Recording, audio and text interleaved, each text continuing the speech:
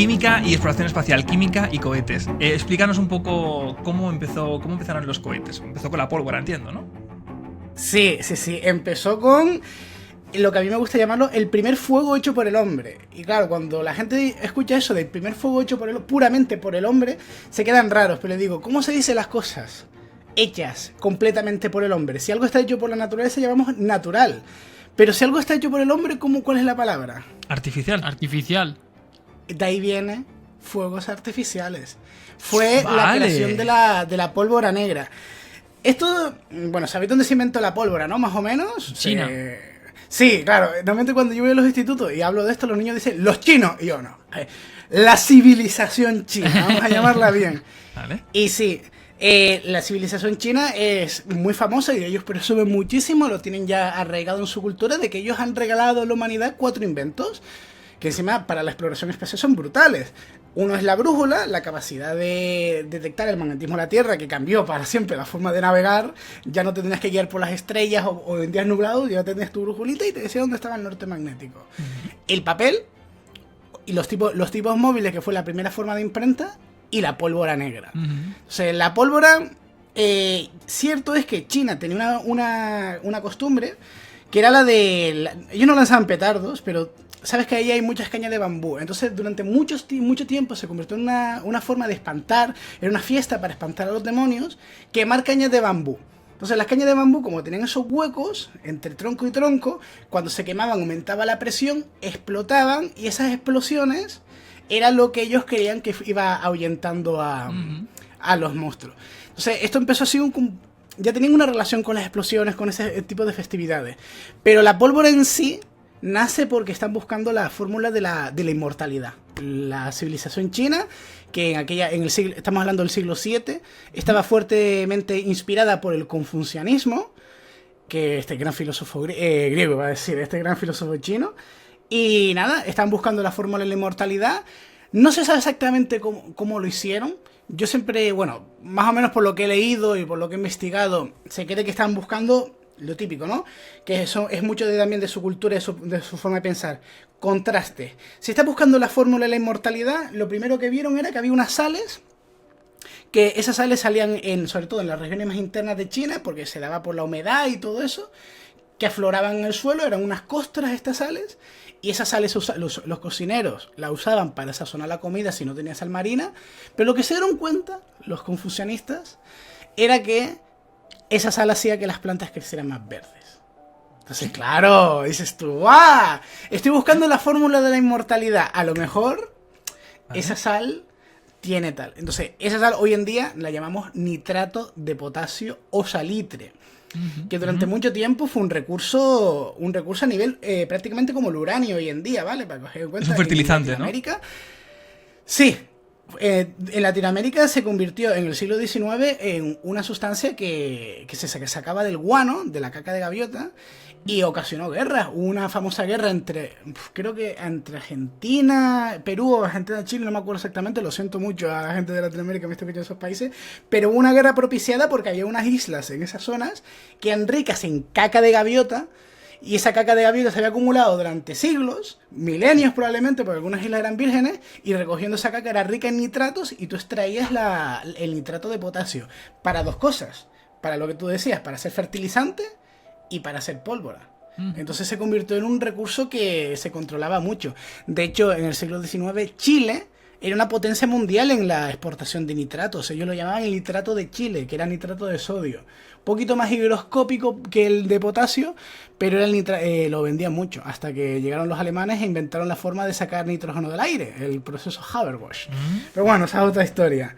Me parece curioso, un momento, me parece curioso, ¿sí?, que los chinos estaban intentando buscar una fórmula para la inmortalidad y acabaron descubriendo una cosa para morir rápido.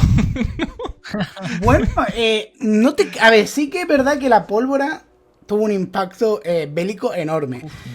Pero también tuvo un impacto en cuanto a infraestructuras, en cuanto a poder construir, en cuanto a entender muchas cosas. Ahora veremos más o menos, porque la historia del cohete no empieza en el siglo XX, como mucha gente puede pensar. Entonces, tenemos que la sustancia que da la vida. ¿Qué hicieron también? Se cree que usaron... Hay algunas leyendas, ¿no? Que hablan de que usaron lo que era la piel de naranja seca y molida en polvo, que luego también la quemaban.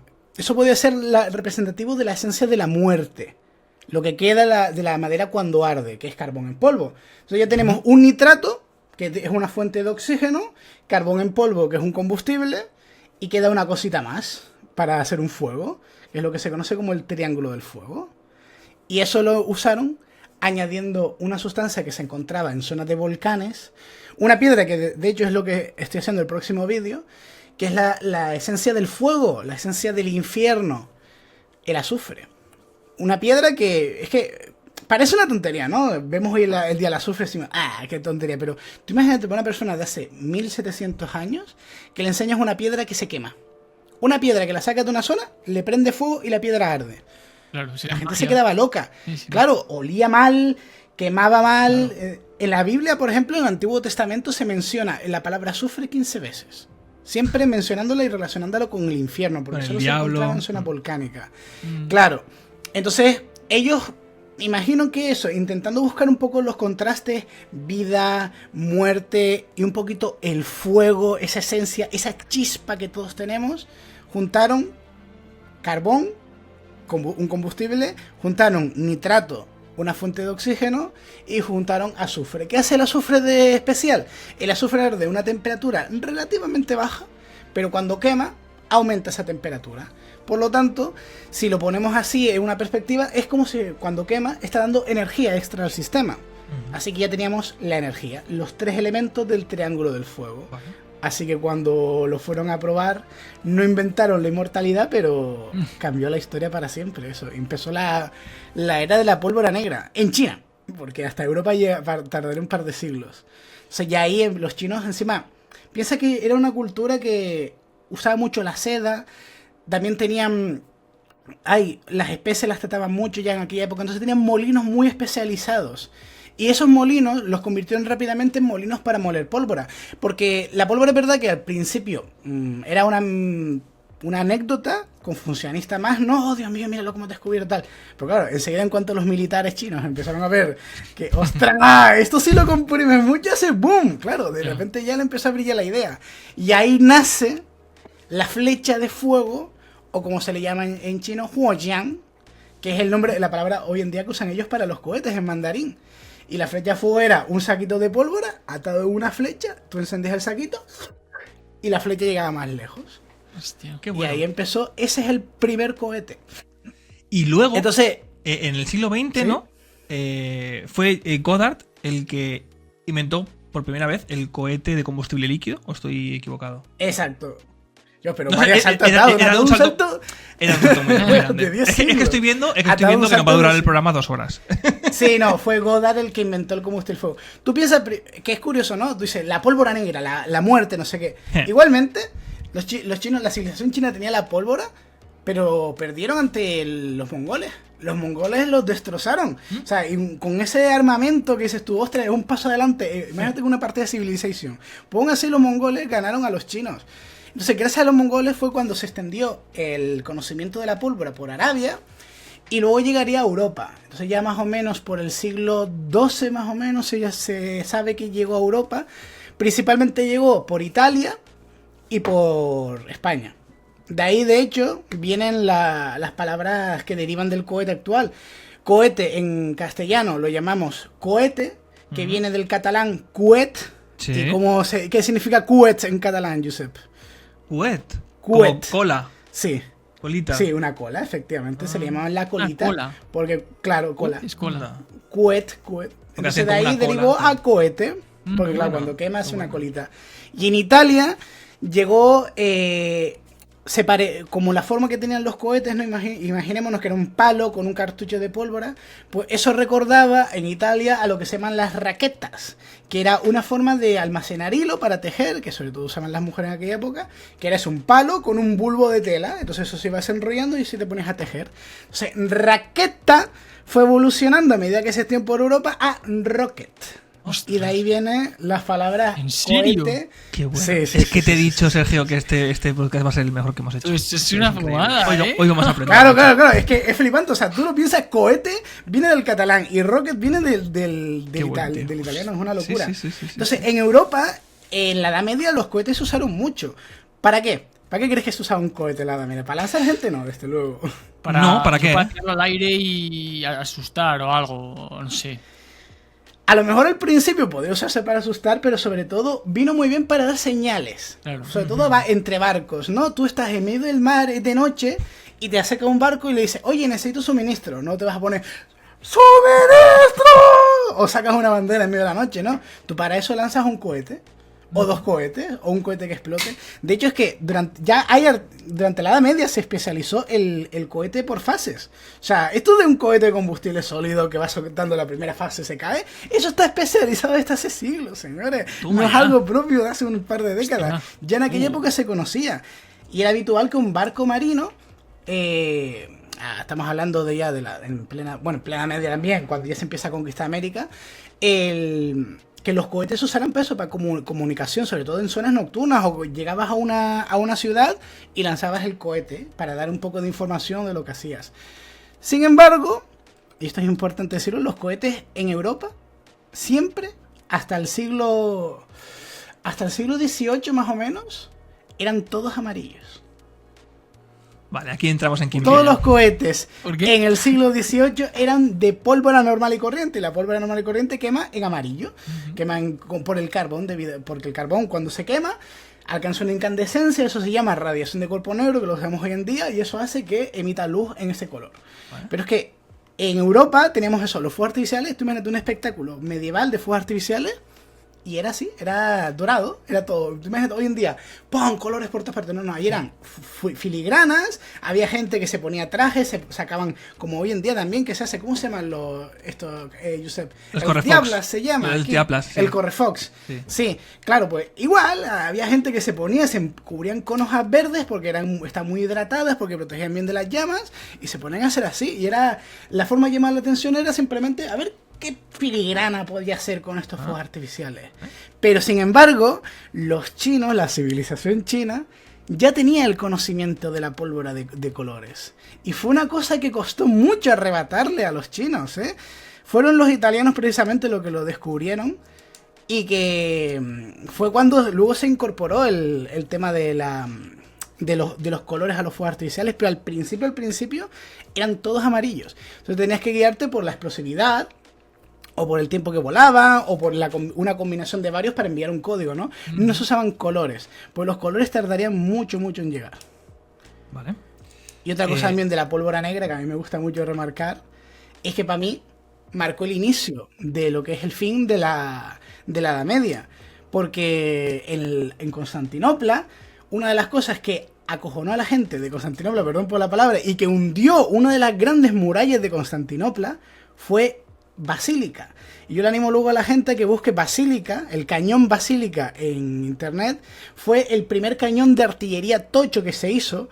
Lo hizo el sultán, ahora no me acuerdo cómo se llamaba el sultán, que estaba en guerra con Constantinopla, pero lo mandó a hacer. Era un cañón enorme, mandaba bolas de 600 kilos. Era la primera bestia que se hacía. De hecho, creo que se podía lanzar nada más un par de veces al día por la ingente cantidad de calor que desprendía ese cañón.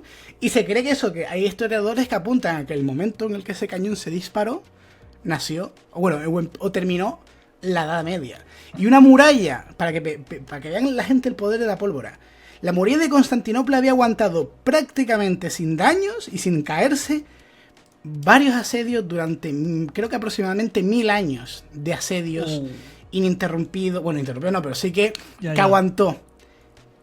Basílica acabó en menos de una semana. Habiendo un boquete. O sea, imaginaos el pánico de la gente cuando sonó el cañón de Basílica. ¡Boom! Nadie había oído nada así.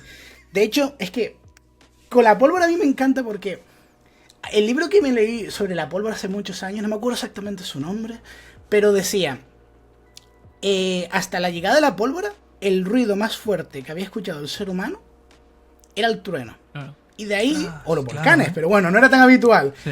el trueno era el único sonido que se escuchaba entre las montañas, que reverberaba por toda la zona. De ahí que los dioses más poderosos de muchas religiones fueran dioses del trueno.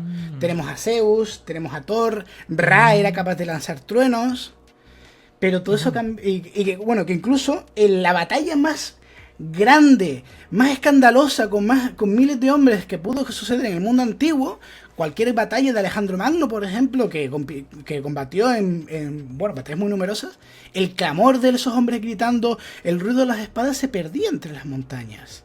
Pero todo eso cambió con la llegada de la pólvora negra.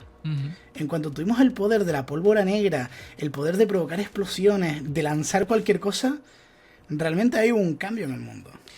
Qué maravilla. Mehmed II era el sultán, que lo he mirado ahora. Mehmed II. Ah, Mehmed II, efectivamente, sí. ¿Y has visto el tamaño basílica? Es que no lo he mirado todavía porque si no me perdía el hilo. Es un monstruo basílica. Es chunguísimo. Y entonces, los italianos descifran el color de la pólvora, el color del fuego, y tiene mucho que ver con el tema también de la exploración espacial, porque saber qué era lo que provocaba el cambio de color en las llamas luego derivó en los estudios que unieron a Robert Bunsen y a Kirchhoff, a Gustav Kirchhoff. Robert Bunsen era un químico y Kirchhoff era un físico. Kirchhoff sobre todo era muy conocido por el tema de la electricidad, los circuitos, aplica la ley de Kirchhoff, era muy típico en la primera de carrera. Y juntos, investigando el origen de estos colores, descubren lo que es la espectroscopía. O sea, que está íntimamente vinculado los cohetes y la pólvora con el nacimiento de la espectroscopía. ¿Y la espectroscopía qué fue? Permitirnos saber de qué están hechas las estrellas. Que hasta ese momento no se sabía de qué era. Y era hasta descorazonador. Pero bueno, podemos hablar de eso más adelante. Sí, la espectroscopía es... ¡Cohetes! La espectroscopía es a través de la luz de las estrellas, ¿no? Se puede descomponer la luz y saber de qué está compuesto, ¿no? Esa estrella, ¿verdad? Sí. Bueno, la estrella o cualquier cuerpo celeste que quiera, que eso es lo chulo de la espectroscopía. Si quieres podemos hablar un poquito más adelante de ello. Vamos a continuar con el cohete. Entonces, venga. El cohete como tal, eso, combustible sólido, pólvora negra, un poquito de pim pam. Se descubre a mediados del siglo XIX la nitrocelulosa, que es el algodón pólvora, que no quema, quema, pero no suelta humo, quema muy rápido, fue un poco revolucionario. Eso también da pie a la nitroglicerina, lo que la nitroglicerina no se llega a usar en cohetes, pero sí que ya abre un poquito más a entender cómo funciona la química de las combustiones, ¿no? Hostias, tenés una sustancia que es capaz de explotar con solamente mirarla, ¿va? Prácticamente. Y a principios del siglo XX llega un ruso, que el pobre era un físico ruso que vivía en una... Creo que, no sé, a lo mejor es un meme decir Siberia, pero vivía bien apartado, vivía en su cabañita, y el tío escribe un libro, escribe un artículo que pasó sin pena ni gloria, que es la exploración espacial por medio de la reacción. Konstantin Tsiolkovsky, el padre de la cosmonáutica. Y el tío lo que hace es decir que la cosmonáutica, explorar el espacio es posible, siempre y cuando uses combustibles líquidos. Él lo deja muy claro, tiene que ser un combustible líquido para almacenar esa energía, y él da ya su propia visión. Estamos hablando de que creo que fue Konstantin Tsiolkovsky, lo dijo en el 1908, puede ser. O sea, a principios del siglo XX, el tío ya te dice: lo mejor para lanzar un cohete, hidrógeno y oxígeno.